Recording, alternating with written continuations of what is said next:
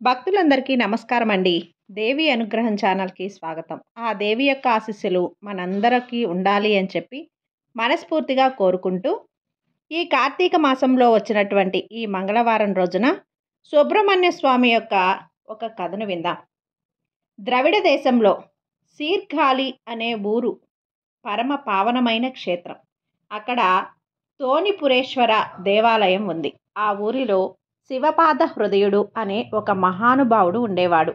ఆయన భార్య పేరు భగవతి. వారికి పరమాత్మ అనుగ్రహం చేత ఒక పిల్లాడు పుట్టాడు. ఆయన 3 సంవత్సరముల వయసు బాలుడయ్యాడు.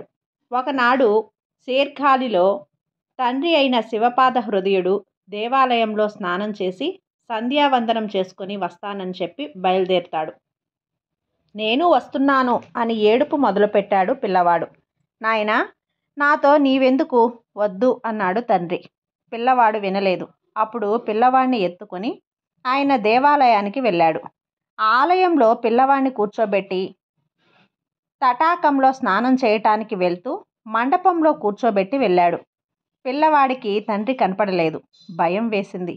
అప్పుడు వాడు శిఖరం వంక చూసి పార్వతీ పరమేశ్వర సాయి చూస్తూ అమ్మా నాన్న అని ఏడుస్తున్నాడు. వెంటనే శంకరుడు కదిలిపోయాడు. పార్వతి వైపు చూసి పిల్లవాడు ఏడుస్తున్నాడు, పద అన్నాడు. అప్పుడు ఇద్దరూ కలిసి గబగబా పిల్లవాడి దగ్గరకు వచ్చారు. పిల్లవాడు ఎత్తుకొని లాలించిన ఏడు పాపలేదు. ఒక బంగారు పాత్రను తీసుకొని నీ స్తన్యమును ఆ పాత్రలోకి పట్టి ఈ పిల్లవాడికి తాగించు, వాడి ఏడ్పు ఆపుతాడు అని పరమశివుడు అన్నాడు. అప్పుడు పార్వతీదేవి, నా పాలు తాగితే మీ జ్ఞానం వచ్చేస్తుంది, మహాజ్ఞాని అయిపోతాడు, పట్టమంటారా అని అడిగింది. పిల్లవాడు మనల్ని నమ్మి అమ్మా నాన్న అని ఏడ్చాడు. పాలు త్రాగించు అన్నాడు. అందుకే జ్ఞాన సంబంధర్ ఎక్కడికి వెళ్ళినా సరే ఆయనను నమ్మి ఏడ్చినవాడు అని పిలిచేవాడు. మనం ఏడుస్తాం, కానీ ఆ ఏడుపులో భగవంతుడు ఉన్నాడనే నమ్మకం ఉండదు. శంకరుడు అలా చెప్పిన పిదప పాలు పట్టి పిల్లవాడి చేత తాగించింది పార్వతీదేవి. పాలను తాగేసి మూతి తుడుచుకున్నాడు. తండ్రి సరోవరంలో నుంచి మెట్లు ఎక్కుతున్నాడు. పార్వతీ పరమేశ్వరులిద్దరూ కూడా అంతర్ధానమైపోయారు. ఆయన పిల్లవాడి దగ్గరకు వచ్చి, నాయనా, ఇంత పని చేశావురా, ఎవరో ఇచ్చిన పాలు తాగేశావా అన్నాడు. అప్పుడు పిల్లవాడు పత్తికం మొదలుపెట్టాడు. పత్తికం అంటే దండకం లాంటిది. 3 ఏళ్ల పిల్లవాడు భక్తులందరూ గుమిగూడి పత్తికం విని ఆశ్చర్యపోయాడు. తండ్రి పరవశించిపోయి భగవద్ దర్శనం చేసుకొని ఆ పిల్లాన్ని ఎత్తుకొని ఇంటికి తిరిగి వచ్చేస్తున్నాడు. అసలు ఇందులో ఉన్న చమత్కారం రహస్యం ఏంటంటే, ఆ అంశాలతో పుట్టినటువంటి పిల్లాడు లోకంలో శివభక్తిని ప్రచారం చేయటానికి వైదికమైన మార్గాన్ని ఆ రోజులలో నలిపివేస్తున్న వాళ్ళ దురాచారాలను ఖండించడానికి పుట్టిన సుబ్రహ్మణ్యుడు. ఆనాడు పార్వతీదేవి స్తన్యమిచ్చే అదృష్టం తిన్నగా కలగలేదు, కృత్తికల ద్వారా ఇవ్వవలసి వచ్చింది అని అమ్మవారికి ఒక చిన్న బాధ ఉండిపోయింది. శంకరుడు గుర్తుపెట్టుకొని ఆ కోరిక ఇప్పుడు తీర్చాడు. అమ్మవారి పాలు జ్ఞాన సంబంధర్ పిల్లవాడుగా త్రాగేశాడు. అందుకని ఆయనను తిరుజ్ఞాన సంబంధర్ అన్నారు. నయనార్ల పరంపరలో తిరుజ్ఞాన సంబంధర్ మహాభక్తుడు. ఆయన తొలి కావ్యాన్ని స్వామి సన్నిధిలోనే రాయటం విశేషం. పరమేశ్వరుడు భక్తులకు పెన్నిధి అనే అంశాన్ని ఈ కథ నిరూపిస్తుంది. శివనేశ్వర్ అనే భక్తుని కుమార్తె పూంపవై ఆ బాలిక రోజు శివపూజలో తరించేది. ఒకరోజు పూలు కోస్తూ ఉండగా పాము కాటుతో మరణిస్తుంది. భగవంతుణ్ణే నమ్ముకున్న శివనేశ్వర్ ఆమె అస్థికలను ఒక కుండలో ఉంచుతాడు. సంబంధర్ విశిష్టమైనటువంటి అనేక శైవ క్షేత్రాలను దర్శిస్తూ తిరువట్టూరు చేరుకున్నాడు. సంబంధర్ అక్కడికి రాగా శివనేశ్వర్ తన దీనగాథను విన్నవించి ఆ కుండను ఆయన ముందు ఉంచుతాడు. పరమ భక్తుడైన సంబంధర్ కపాలీశ్వరిని ఆర్ద్రతతో ప్రార్థిస్తాడు. మట్టిట పున్నై అనే గానంలో పరమేశ్వరుని పండగలను వివరిస్తూ బాలిక పర్వదినాలను ఎలా వీక్షించకుండా ఉండగలదు అని వేడుకుంటాడు. దీన దయాళుడైన ఆ శంభునాథుడు ఆ బాలికకు తిరిగి ప్రాణం పోస్తాడు. ఒక్కసారిగా కుండలు పగిలి అస్థికల నుంచి బాలిక బతికొస్తుంది. కృతజ్ఞతాభావంతో శివనేశ్వర్ సంబంధ్కర్కు ఆమెనిచ్చి వివాహం చేయాలనుకుంటాడు. అయితే తాను జీవితాన్ని తిరిగిచ్చాను కాబట్టి తండ్రి లాంటి వాడినని సున్నితంగా తిరస్కరిస్తాడు. పూంపవై తన శేష జీవితాన్ని భగవంతుని సన్నిధిలో గడిపి శివసాయుధ్యం పొందింది.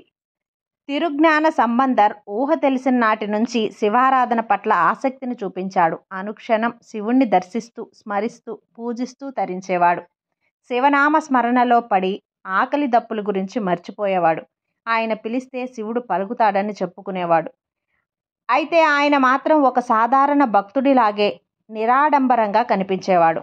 అలాంటి సంబంధర్ ఒక్కసారి వివిధ క్షేత్రాలను దర్శిస్తూ అక్కడి శివుణ్ణి భక్తితో ప్రశంసిస్తూ ఉండేవాడు. ఈ నేపథ్యంలో ఒకసారి ఆయన శివుణ్ణి కీర్తిస్తూ పాడుకుంటూ శివాలయానికి బయలుదేరతాడు. ఆ సమయంలో ఓ యువతి పరిగెత్తుకుంటూ వచ్చి ఆయన పాదాలపై పడింది. ఊహించని ఈ ఘటనకి ఆయన బిత్తరపోయాడు. విషయం ఏమిటని ఆ యువతిని ఆప్యాయంగా అడిగాడు. తనకి కొత్తగా పెళ్ళయిందని, భర్తతో కలిసి దైవ దర్శనానికి వచ్చానని చెప్పింది. కొంతసేపటి క్రితం తన భర్తను పాము కరవటం వలన మరణించాడంటూ కన్నీళ్ల పర్యంతమైంది. తన భర్త లేకుండా తాను ఇంటికి తిరిగి వెళ్ళనంటూ కూలబడిపోయింది.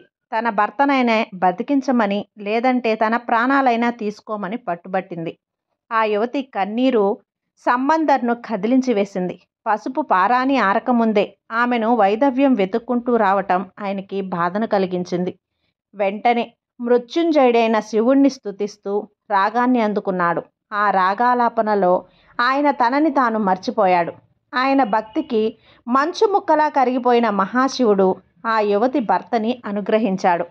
నిద్రపోయిన వ్యక్తిలా ఆ యువకుడు లేచి కూర్చున్నాడు. అతని భార్యతో పాటు అక్కడున్న వారంతా కూడా ఈ దృశ్యం చూసి ఆశ్చర్యపోయారు. నూతన వధూవరులిద్దరూ కూడా సంబంధర్ పాదాలపై పడి ఆయనకి నమస్కరించారు. ఆయన మాత్రం అది తన గొప్పతనం కాదంటూ శివయ్యకి కృతజ్ఞతలు తెలియజేశాడు. అనంతమైన ఈ విశ్వంలోకి ఒక ప్రాణిగా ప్రవేశించాక శోకము, మరణము ఎంతటి వారినైకైనా తప్పదు. మృత్యుదేవత సమీపించకుండా ఎవ్వరూ ఆపలేరు. ఎవరి ఆయువును ఒక్క క్షణమైనా పెంచలేరు. అలాంటిది ఆదిశంకరాచార్యులు, రాఘవేంద్ర స్వామి వంటి వారు మరణించిన వారిని బ్రతికించిన దాఖలాలే కనిపిస్తూ ఉంటాయి. జీవుడు ఒకసారి శరీరాన్ని వదిలివేసిన తర్వాత తిరిగి ఆ శరీరంలో ప్రవేశించడం అసాధ్యం. అలాంటి అసాధ్యాన్ని వాళ్ళు సుసాధ్యం చేసి ఆధ్యాత్మిక చరిత్రలో అరుదైన స్థానాన్ని దక్కించుకున్నారు.